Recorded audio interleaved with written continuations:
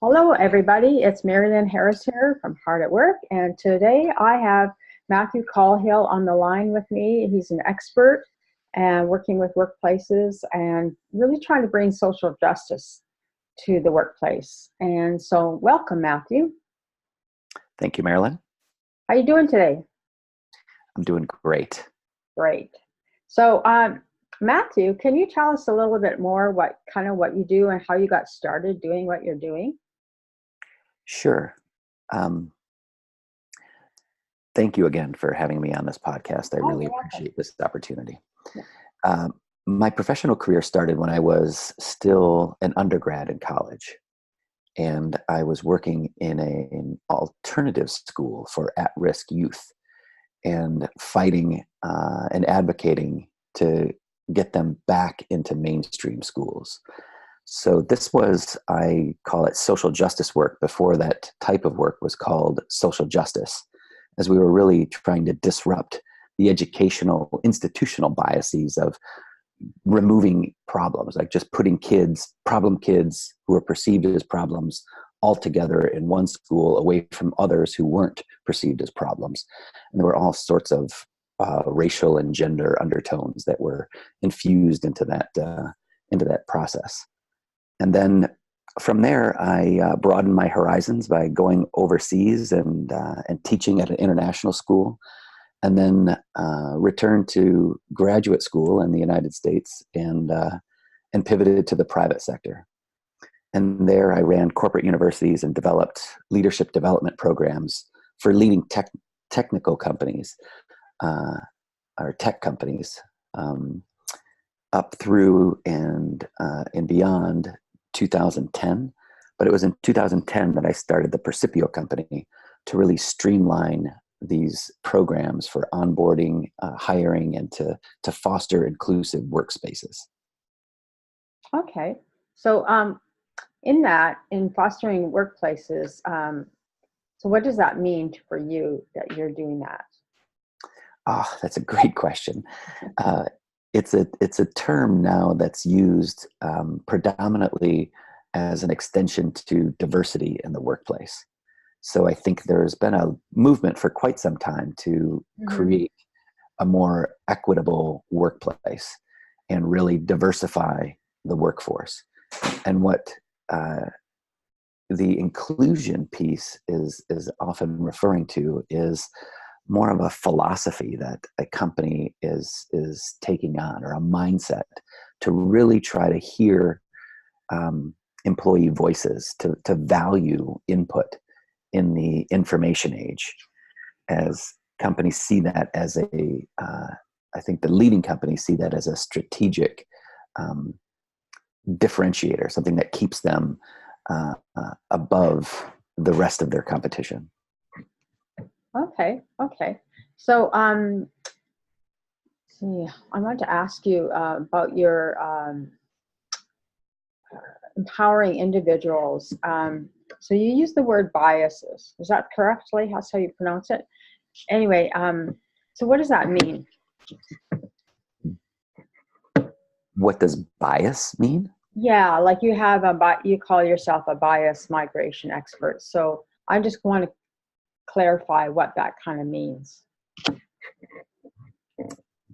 Well, bias mitigation means you're putting specific processes in place that are going to mitigate against the impact of bias in the workplace. And so bias is I think a often overused term, especially in the last 3 to 5 years. And it means something different to people as soon as they hear it. It's typically thought of in a negative context, but part of my work is getting people to understand that bias is a result of the way that our brains process information. It's a natural function. We have biases for things, we have biases against things, but cognitive biases are just a result of the way that our brains are wired to process information. Okay. So how do you infuse social justice when you're working with your clients? That's a great question. And I think, again, it really boils down to what is social justice. And depending on what area of the country you're in, Hmm. it can quickly become a political discussion. Right. And people think of social justice in certain areas of the country as forms of entitlement, and that there's inequity built into social justice because everybody is on a level playing field, and there's a lack of understanding about the institutional barriers that different people face, and that there isn't necessarily a level playing field from everybody from day one. Oh, okay. Great. Yeah, I can see that, how that would happen in a workplace. Because, like you were saying, you have different political viewpoints, and it's almost to the point you can't talk to somebody that believes something a little bit different than you. So, so what do you think some of the things that your clients mostly face right now? I know that you shared what you offer, but I'm just kind of wondering um, what kind of the obstacles or most of your clients seem to be facing right now.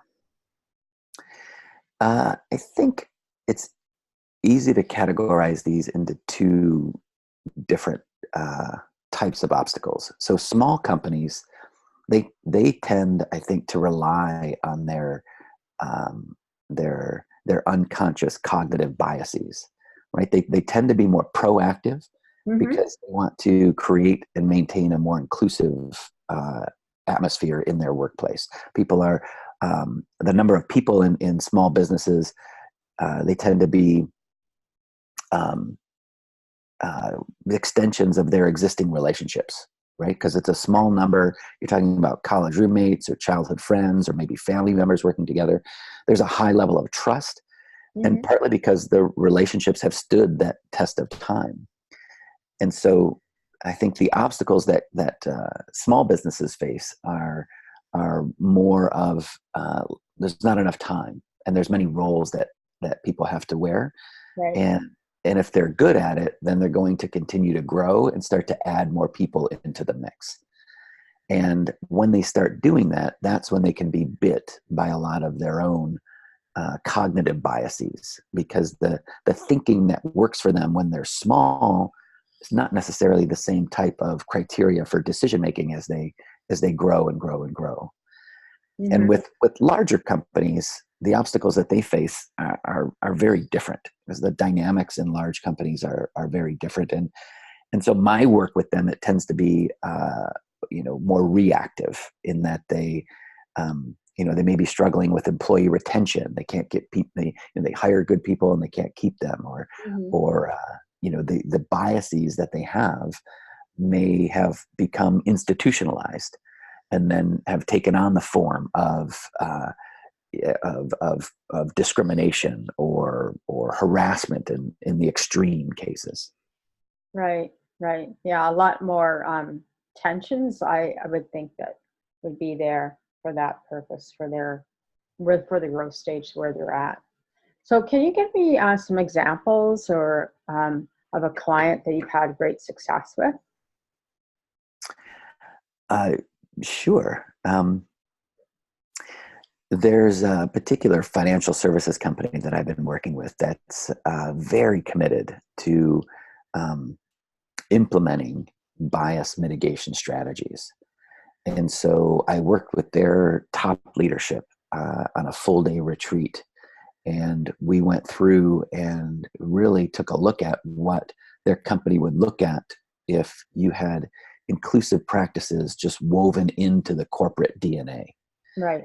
So, Okay. they have taken a very proactive approach to be equitable and share equity within the company Hmm. across stakeholders as they continue to grow. They have that built into their growth framework. So it's not this. I think there's a very prevalent narrative that's running its course in Silicon Valley, anyway, in tech companies, and I think this is also an indicator of a larger problem. But the idea of somebody just toiling away 60 to 80 hours a week in an individual contributor role to make a handful of people very wealthy it's running its course as people start to get a deeper understanding of how businesses can be formed to be more equitable. Right, right. Awesome. So, what type of clients do you really like to work with? All types of clients. I mean, small businesses, privately held companies, large corporations. The smaller companies that are formed under S corps and B corps and employee-owned businesses. Those are my favorite because those tend to be a lot more proactive. But I've also worked with large publicly traded companies and academic institutions. The spectrum is wide and diverse. And at the end of the day, if you have a brain, you have bias. And so there's a need to have some type of mitigation strategy in place. Oh, okay. Okay.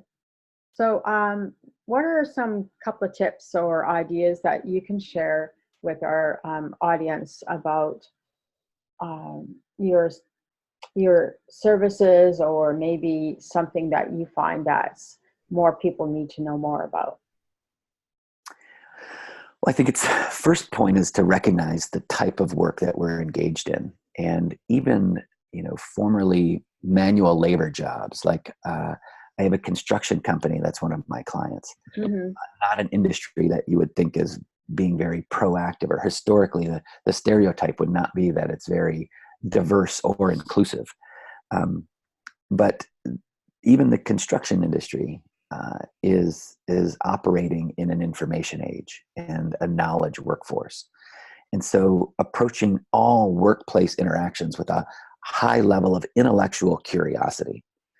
I think that's paramount, to being open, to other perspectives. And when you feel yourself getting defensive in a workplace situation, to Mm-hmm. really take that extra moment to pause and breathe and identify the antecedent, like what's causing that defensiveness, as opposed to the more superficial issue that might be you might be tempted to focus on. And I think it's also very imperative to use precise language in the workplace. The contemporary workforce is incredibly diverse, and how people are identified matters. So Mm-hmm. doing your best to get rid of your unconscious assumptions that are naturally finding their way into your perception of a different situation of people, places, and things. And by forcing yourself to use more precise language, it really does result in improved communications, demonstrating trust and respect, removing ambiguity, and ultimately it's strengthening your relationships in the workplace. Okay. Okay. Awesome. Is there anything else you want to add for this call that we haven't covered that you would like to say? Um, I think the I think that's going to cover it. I think we've covered all of the key All, points. all the talking points for who you are about and what you offer. Well, that's great. So, I guess that will close the interview then. I don't really have any other questions. I'm very curious to see and how you work and that type of thing. So at some point in time, I'm sure we'll have more conversations. So anyway, I'm going to close this call, and thank you, Matthew, for being on the call today. I so appreciate your attention to all your details that you offer. And if anybody wants to work with Matthew, how can they get a hold of you, Matthew, if they want to work with you or get more information? The easiest way is to go to percipiocompany.com. That's PERCIPIO company.com. Mm-hmm. Okay, great. There you can get all the information that you need to get a hold of me directly, and the way that I would engage with you and your organization. Okay, great. Okay, well, thank you, Matthew, once again, and I'm sure that our viewing audience will enjoy your call. All right. Thank you, Mari-Lyn. Okay, thank you. You're welcome. Thank you, everyone, and we'll be chatting with you very soon. Thank you so much. Bye.